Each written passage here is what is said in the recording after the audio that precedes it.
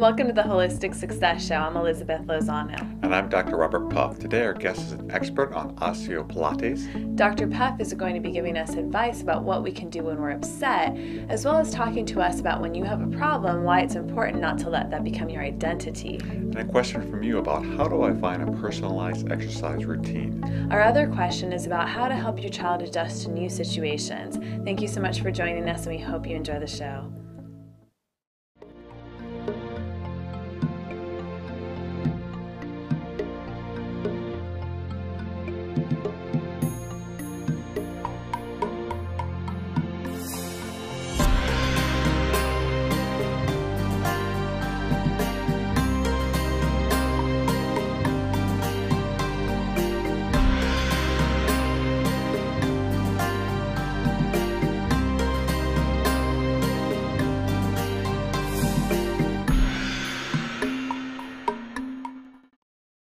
When bad things happen to us, there actually are two responses that we are going to have inside of us. The one is the initial, this isn't good. I want to change this. I want to make this better. That's normal. We all have that. You're driving and someone cuts you off, so you slam on the brakes so you don't hit them. It's a normal response. A police officer comes to a situation that's caustic and upsetting, and he does what he needs to do or she needs to do to arrest the people and to stop it. That's normal. We do that. The second part of it is all the emotional trauma that we create with that situation. And the beautiful thing and the controversial thing about that is that we are actually in control of that. The other person isn't causing our upsetness. We are. We're the ones that are saying, this isn't right, I don't like this, and I'm going to be upset and angry for the next day, week, month, year, or lifetime. And so much of life is like that. It isn't that we have bad things happen to us and we try to change them. The problem that we get is we have bad things happen to us, we try to change them, and then we're stuck. We say, this isn't fair, why did this happen? And all the emotional baggage that goes with that. Instead, if you say, okay, I do realize I need to do everything in my power to make things better, but it is possible for me to be in this situation and still be well. I don't necessarily have to be overly anxious, overly worried, overly upset over what's happening. Instead, I can say, well, this is what's happening. I wish it wasn't happening. I've done everything in my power now to make it better, but that's the best I can do. So now I'm just going to go ahead and live my life and focus on the beautiful things in life. Focus on the things that give you joy and happiness, and saying, I wish that thing didn't happen, but it did. And I'm just going to accept it and move forward because I've done all I can do, and now I'm not going to let that person, that event, ruin my life. Because I can guarantee you there are people out there, I've worked with them, that their lives are just ruined, if I can use that word. It's a harsh word, but ruined because they are so stuck on something in their past that happened that they just regurgitate. It's a hatred that stays inside of them. It's an upsetness that stays inside of them for years, sometimes for decades. And if you realize that absolute control of that is inside of you, you can actually let that go. After you've done your part as far as rectifying it and making it better, you don't have to hang on to that upsetness. You can say, I don't have to be upset over this. I don't have to let this ruin my life. Instead, I want to live life fully and richly and live in the now, live in the present, and be happy here and now and not let that event destroy my life. It is possible. Peace. Our first question this week is from Kenneth in Columbus, Ohio. I don't like any form of exercise, including walking. I know I need to, but what can I do? Kenneth, I would suggest 3 things that you could do to make your exercise routine work better for you. The first one is explore different forms of exercise. For example, did you know that bowling is a form of exercise? There are so many things on our planet that you can do to exercise. Try them. You might biking, you might try, it could go on and on what you could try. Try different things, and you might find one that really clicks with you. The second thing is do exercise with a friend. I think when you do it with someone, it really makes it more enjoyable. The time goes by faster. You have a partner now that's committed to do it with you, and it really makes it a far more pleasurable experience. The third thing that I recommend is to get one of these. Put music on it, put an audiobook on it, put anything you want on it that you enjoy, plug this thing into your ears and then go to the gym, go for a walk. I think this is probably one of the best things you can do because it's very reliable. You don't have to worry about a friend showing up. It's cheap. Once you buy it, you can use it over again, where bowling would cost you. And it's a great way to be able to exercise and enjoy yourself. Particularly one form of exercise that you really may not like. You put on an audiobook and you may find that the exercise just goes really, really well. What are your thoughts, Elizabeth? I know this is a tough one for many people, but the thing is if you don't do any form of exercise, including walking, that's going to start to add up, and it's going to put a major effect on you. Because if you're just sitting there, I don't know kind of what your lifestyle is, but because even walking to and from your car, there's some people who don't even like to do that, and eventually kind of will just stay sedentary. And there's a lot of things that can come from that, such as being extremely overweight, having all kinds of health problems, having joint problems, having pains everywhere, having increased stress, and all kinds of stuff that goes on.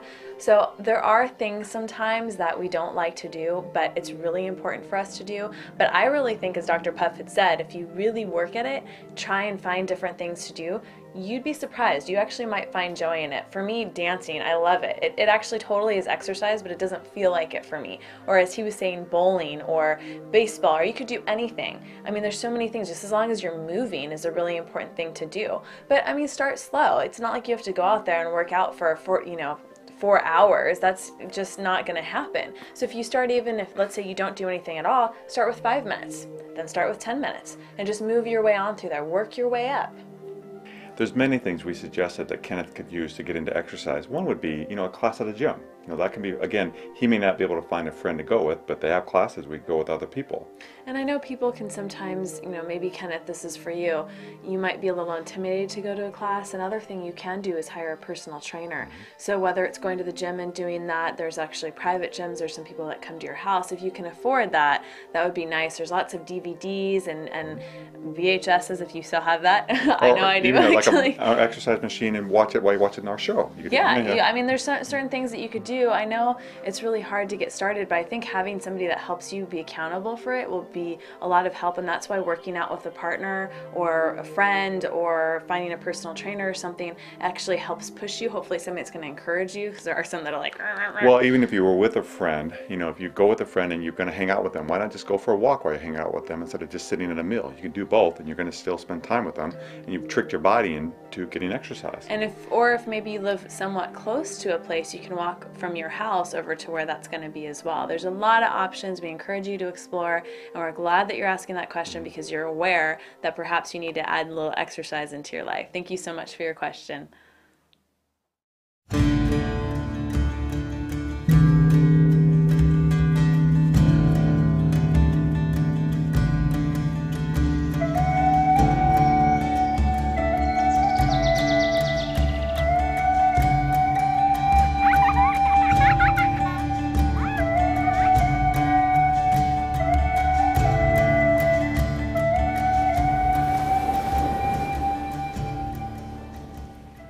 Stem cells play a vital role in our body's ability to heal, but become less effective as we get older. StemKine is a daily supplement that has been clinically proven to increase stem cell circulation. Research has shown that circulating stem cells boost our ability to prevent or recover from injury, disease, or chronic conditions. Your stem cells can help you repair, restore, and regenerate.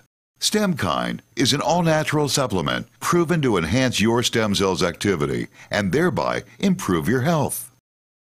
Clonia cava. This superfood from the ocean antioxidant force is much greater than anything grown on land. Humic nutrients. Considered the essence of life, it's what helps plants grow naturally, has been shown to have incredible potential immune-enhancing properties. Aloe vera has been used for health and medicinal purposes. With 75 nutritional components, this unique lily plant is one of the most efficient delivery systems of nutrients into the bloodstream.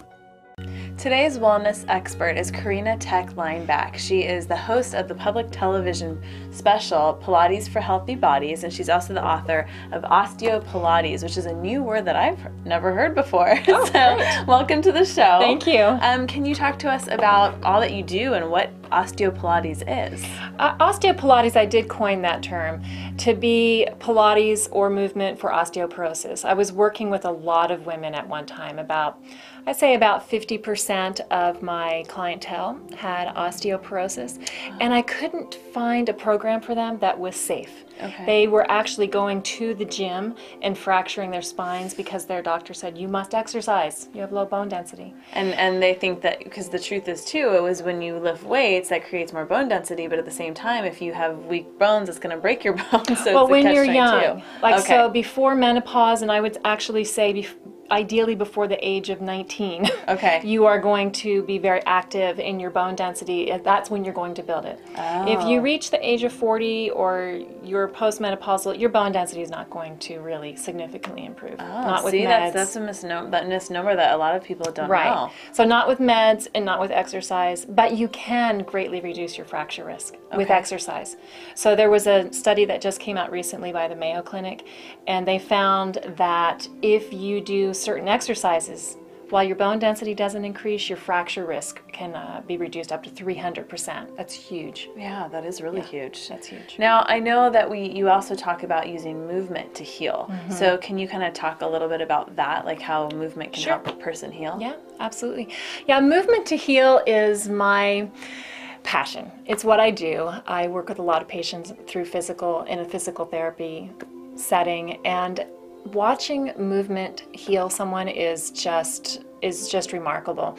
So I take someone, primarily myself in the beginning.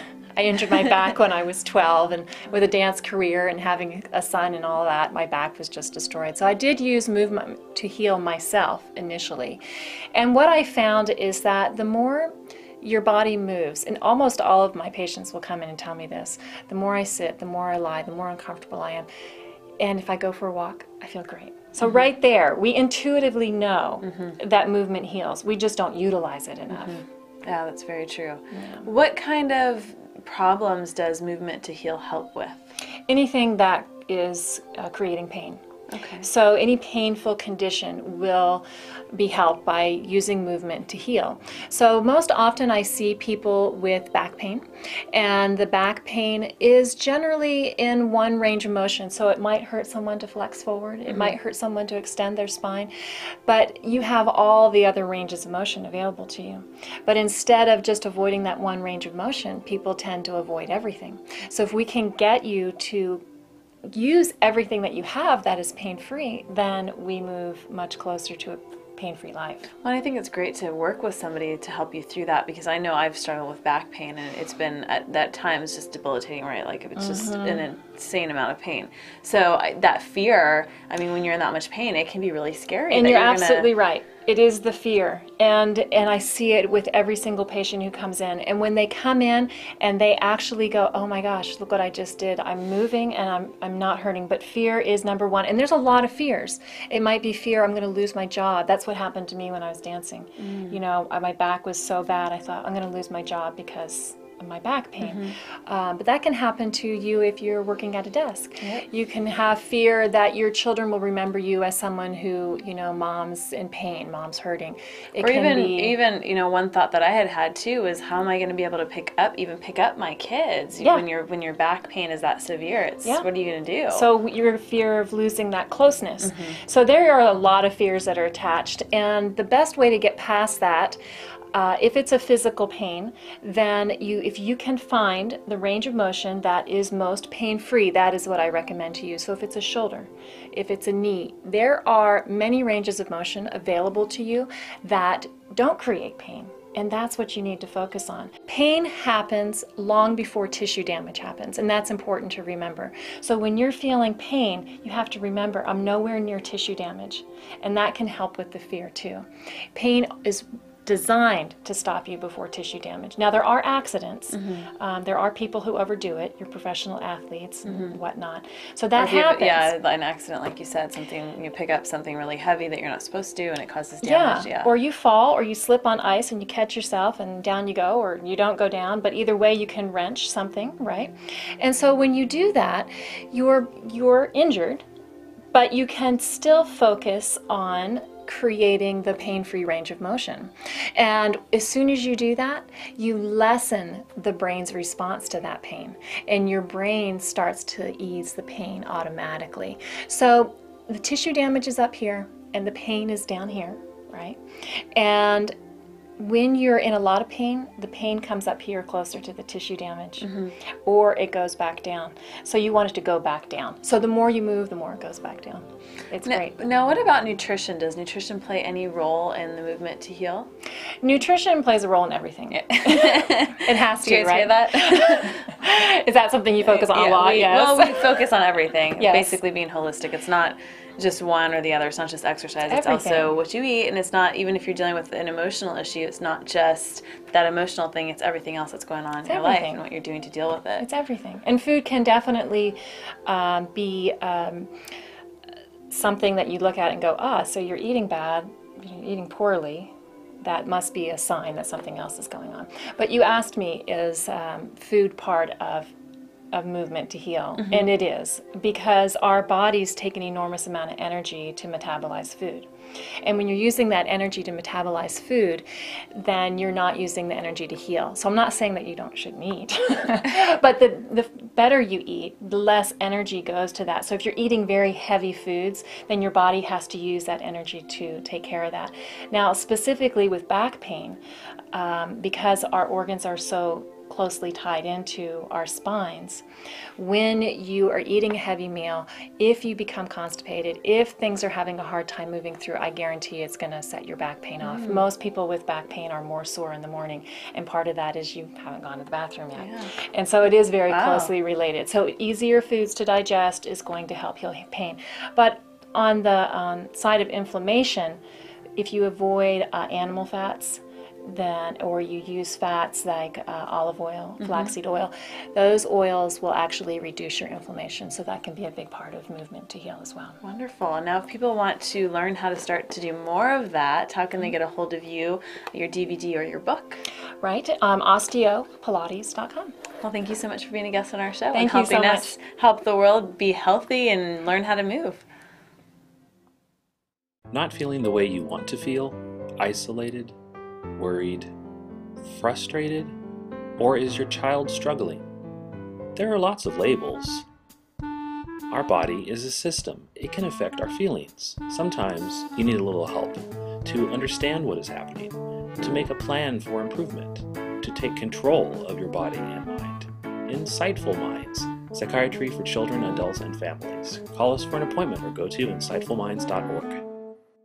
Are you or someone you love struggling with depression, anger, or anxiety? Have you suffered a loss, or are you struggling to keep your relationship alive? Do you have a child or teen who needs help? You don't have to face it alone. We are here to help you create the change you need in your life to be happy again. Visit us at www.ocmentalhealthexperts.com for more information.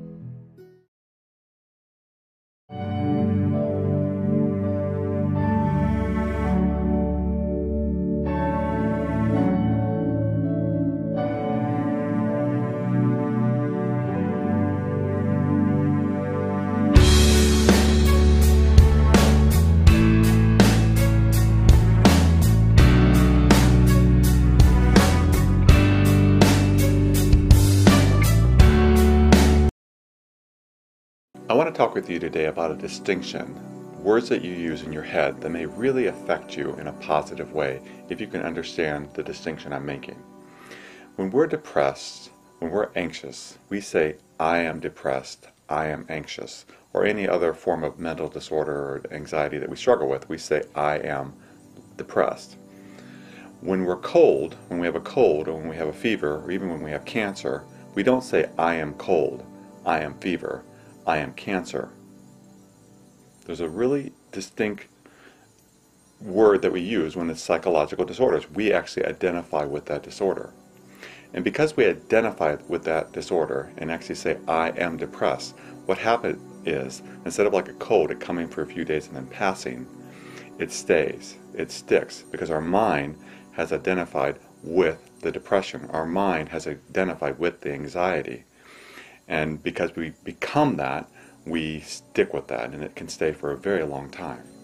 Instead, if you change the wording and say, there's depression now, my body is struggling with anxiety, what will happen is, like a cloud, it will come and it will go away.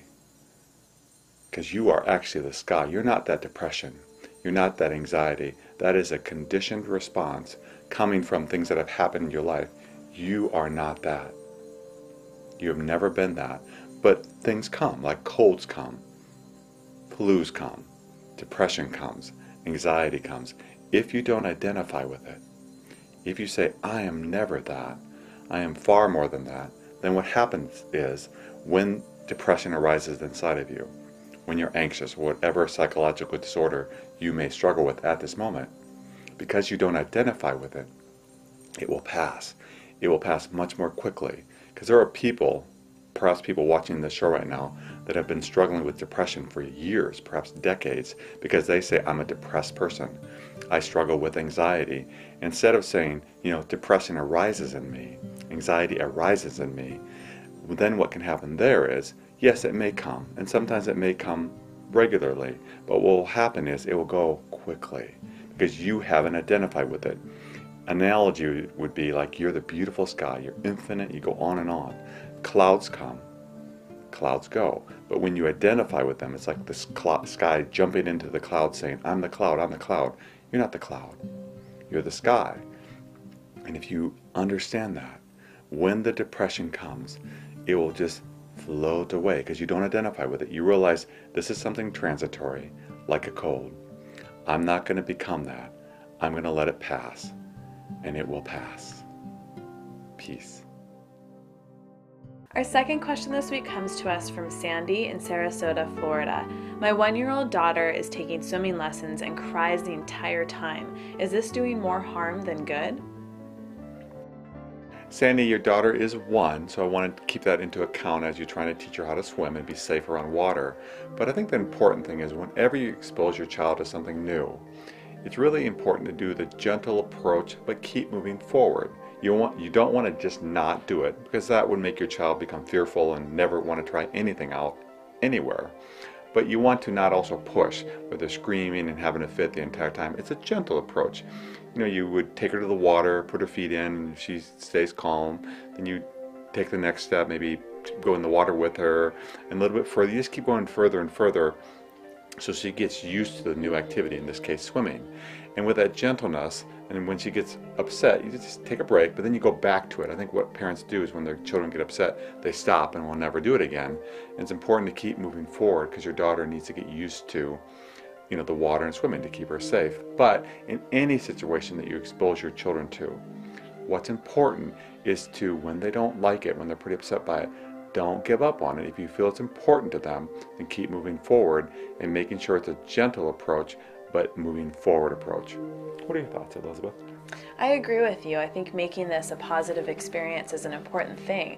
I mean, you're sticking her in the water and she has to do all these different things. It might be just kind of traumatic for her. So even if you can go to the pool by yourself with her and kind of work your way up, like Dr. Puff was saying, is a really important thing. I wouldn't just yank her from swimming lessons. Maybe this isn't the right teacher. Maybe you have to find something else, something that's different for her. It's really important for your daughter to learn how to swim. I mean, think about it this way. If she's ever near a pool or any form of water and she falls or whatever happens, because it does happen, you want her to be safe, and I cannot stress that enough. So pulling her from something like that, you really need to think about that and think about why you got her into it in the first place. So, but learn how to make it a positive experience for her. Go with her by yourself, let her bring her toys, and let her kind of make her way in. You are going to have to kind of coax her into the water if she doesn't want to go in there in the first place, but it's baby steps, as Dr. Puff was saying. Make it a positive, fun experience. Have some of your other family members go, maybe your partner, your spouse go as well, because I think it will help, and reward her. Positive verbal praise is a really important thing. Wow, you're doing so good, look at you in the water.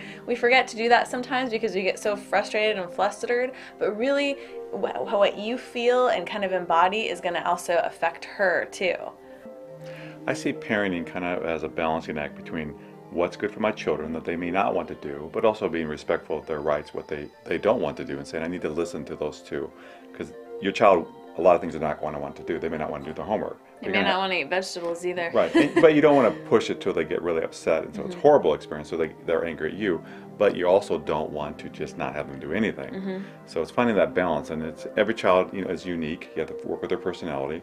My daughter is far more feistier than my son is, and your children may be that way too, so you really have to work with the individual personality. Yeah, I completely agree. And I actually work with children with autism that have, you know, kind of severe stuff going on, and it's baby steps that we work towards, and really a lot of positive reinforcement, verbal praise, kind of what works with them. You can't just, I mean, because those kids, they get really upset really easily sometimes, but if we were just to back off every time they do that, then we're not going to make any progress. And it's the same thing with your kids, but it's having that balance, because if you're kind of forcing them to do it while they're screaming, that's not going to be a good thing either. So find a healthy balance. We're glad that you have your child, your daughter, in swimming lessons, and you're working towards this, and you are concerned about her crying because you love her. She's your baby. So find that healthy balance, and thank you so much for your question. Co-hosts of the Holistic Success Show, Dr. Puff and Elizabeth Lozano, MA, want to teach you how to live a meditative life. Learn to still your mind, diminish negative thinking, experience peace and bliss, and be 100% present in the moment. Retreats provide a unique opportunity to learn new skills, meet new people, and interact with Elizabeth Lozano and Dr. Puff. For information or reservations for upcoming retreats, please visit holisticretreats.tv. Expand your capacity for joyful living today. Are you frustrated at work, feeling overwhelmed and disconnected, losing all hope? What if you could see things differently? Learn how to shift your focus and see that the keys to success are truly in your hands. Learn how to work as a team again and love your job, ultimately finding the success you're looking for.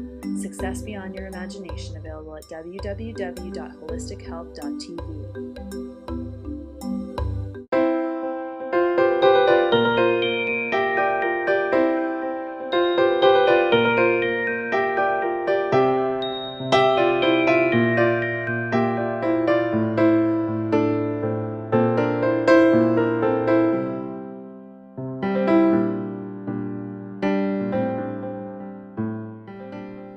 How to Live a Positive Life, available at www.holistichealth.tv.